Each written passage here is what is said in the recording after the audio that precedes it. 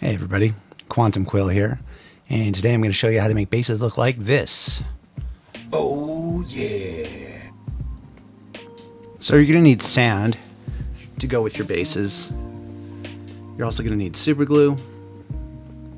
You're going to take the super glue and you're going to just dab it on the bases. You'll dump it in the sand, and you'll let that glue dry. It takes about 15 seconds.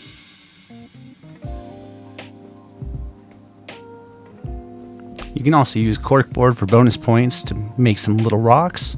I got this corkboard from Hobby Lobby. And make sure you're still adding sand to that. It goes well with the corkboard.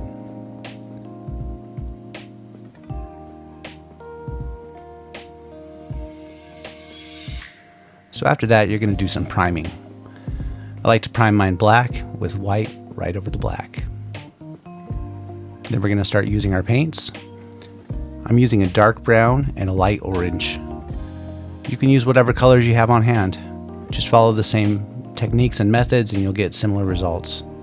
I'm using an Army Painter Monster brush. I really like how this brush, it's good for just getting a lot of paint on the base at once. And I like to mix it with water too. You got to make sure you let it dry. For our urban base, we're using a dark gray as the base paint, and again we're mixing it with water for quick and easy coverage.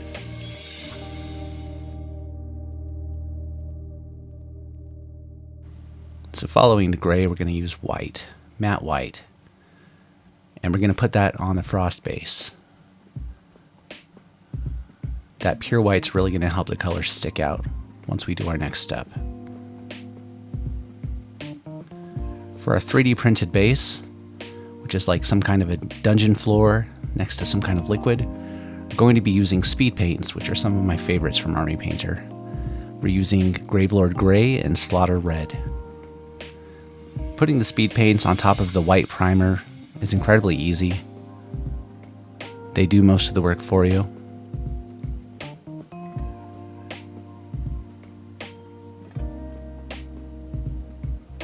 After we're done with the gray, we're going to shift over to the red. And I'll just be straight up with you guys. I was thinking about doing lava. I was thinking about doing toxic waste. And I just went for straight up blood. Red's easy to do, and it's different. Sort of a dark fantasy type of deal.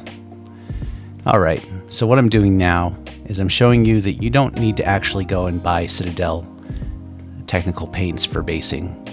They're fairly expensive and you can make your own at home. So all you need to do is mix some cheap acrylic paint with some white glue, some sand, and water. Stir it together.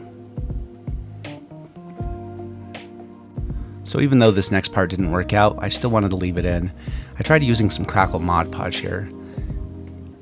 And even though it doesn't show up later, I think it's important to leave this in because it shows that it's okay to experiment and try different things. We learn through making mistakes. So putting all this onto the bases, they need some time to dry. You'll see that they look a little wet, and you don't want to do the next steps while they're wet. So give it time to dry. Then once it's dry, you can proceed with dry brushing. But wait a second, I forgot one more step. We have Pilar Glacier contrast paint. We're going to put it on our white base to create an icy, frozen effect. I like putting it in this stand. It keeps it from spilling. And I'm just going to liberally drop that paint on there and push it all around.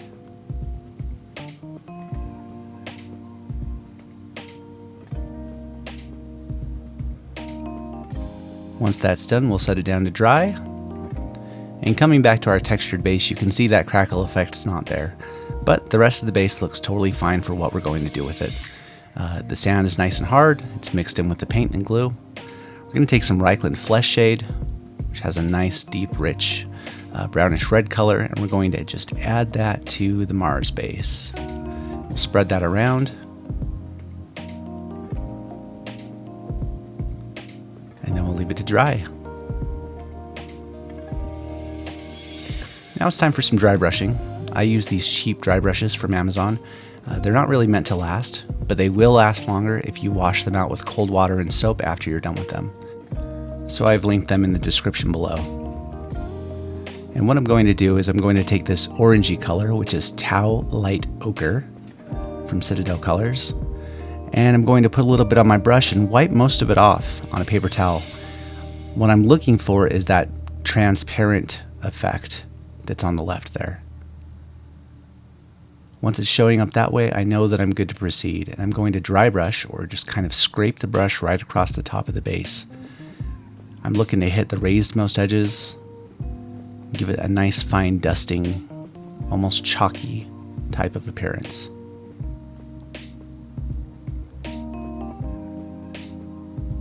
And that's really all there is to it for dry brushing. You can get really good results really fast.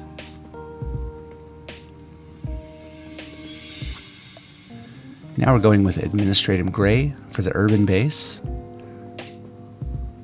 We're going to do the same thing where we get some on our brush. We wipe a lot of it off until we're seeing just that transparent. And then we're going to take it and we're going to put it right against the top of the base, hitting the raised edges. You don't need to be very precise. Obviously, I don't want to hit the red parts. They don't need to be gray. But all the stone, hitting those raised edges is going to provide highlights. It's going to draw the attention of the eyes of whoever's looking at it at the base.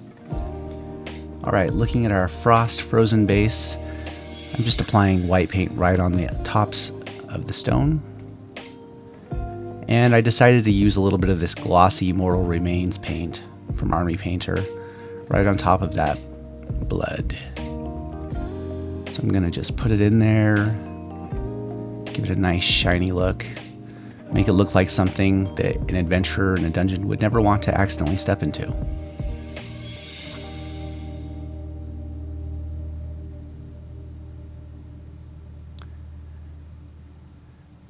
Now I'm painting the edges of the bases. I like to do a nice mix of dark gray with black.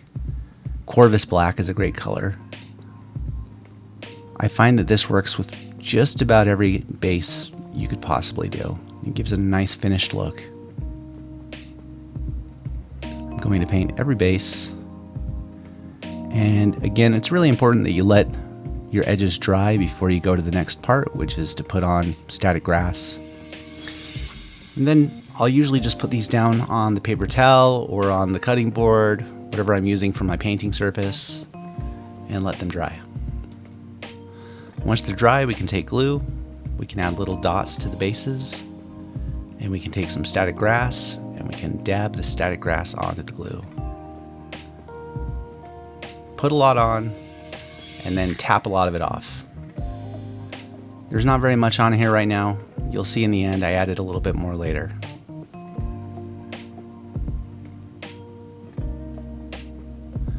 This is called Pigment.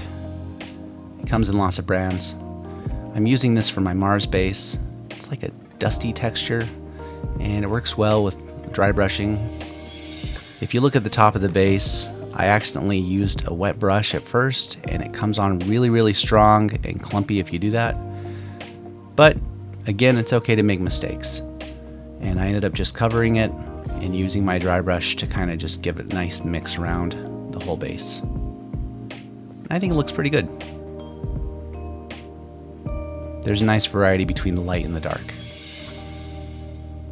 Going back to the 3D printed base, I added a little bit of Berserker Blood Shade from Citadel, just to give it some variety.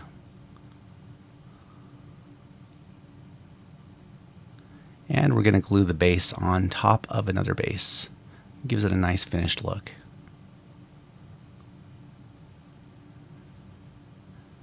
And that'll do it for these bases. This is the finished result. As you can see, it was super easy. Hey, thank you so much for watching this video. If you liked what you saw, please like and subscribe for more content. I'm planning on making more painting and more RPG content. And that's it. First video done.